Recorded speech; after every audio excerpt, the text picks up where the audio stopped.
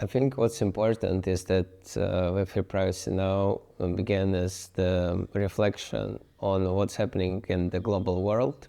There are many directions that are useless, unimportant, small, comparing to big challenges we have in life.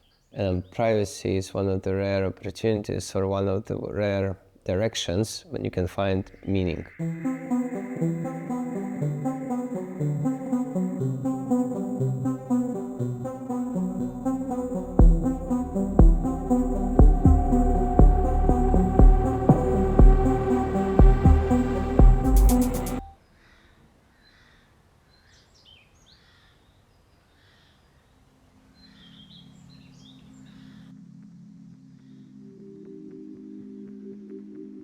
In 2022, during the summer, a friend of mine sent me a vacancy in Logos called Head of Activism. And I was deeply surprised that within the crypto sphere, someone is doing grassroots organizing based on the traditional activist values.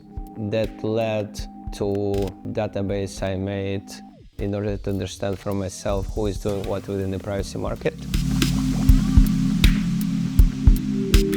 I remember the early days of him, making GitHub, making this amazing research. My first contribution, I would say, it's like a personal support to good things that Mikola was doing, because no one was doing that. It was inspired by awesome privacy list that existed for years within the traditional markets, and it grew to privacy dashboard as we know it today as an explorer.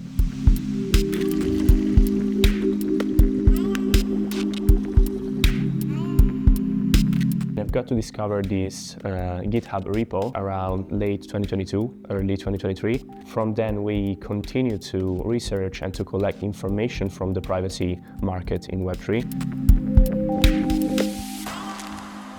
So the whole 2023 was more about researching, getting to know people, attending events.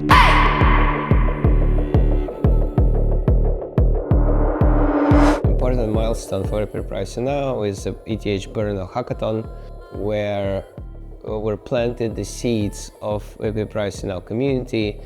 I met at first 3 Coinmandir and other people who were the first core members of the team. The second big milestone was, I guess, Summit in Prague that show an explicit need of privacy self-expression and building bridges between different generations of privacy advocates.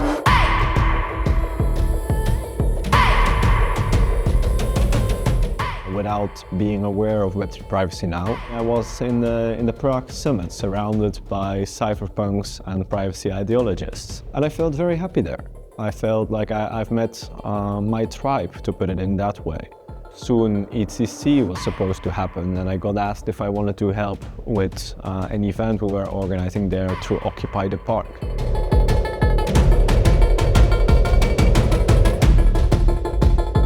I really like the concept, the idea of making a legal thing in a park, occupying it literally. That was something super fresh, and I joined.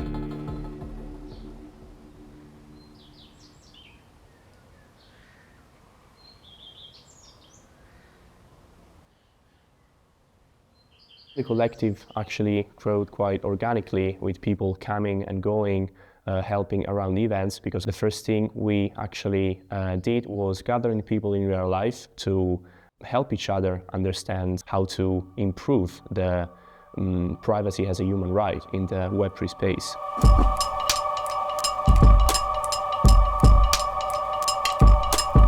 It was nice to see that a lot of people that were in crypto 15 years ago were appreciating a lot the way we were organizing events and doing research. And we have got also to learn something very important, which is that they are kind of scattered in different bubbles or niches, but at the end we all here for the same goal. So if we manage to make this ecosystem better and to build up bridges and vocabularies for these people to understand each other and come together, I think here is where we can really change society for the better.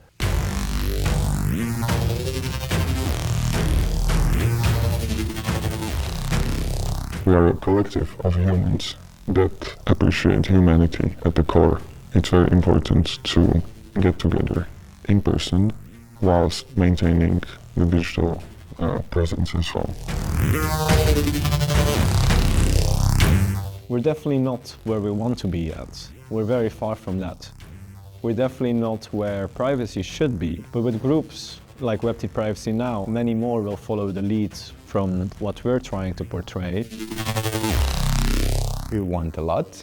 We have beautiful, talented, incredible minds on the board, so yeah, it's just a matter of time for us to be much more than we are now.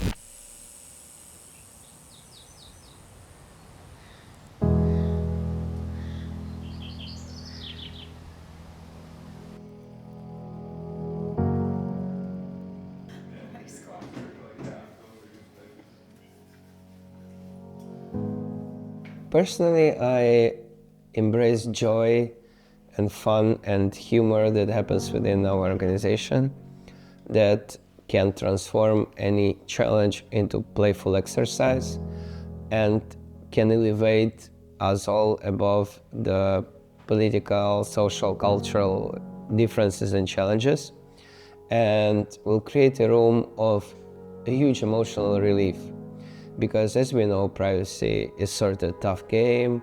We're playing against many governments or institutional agencies and corporations that want to suppress our freedom.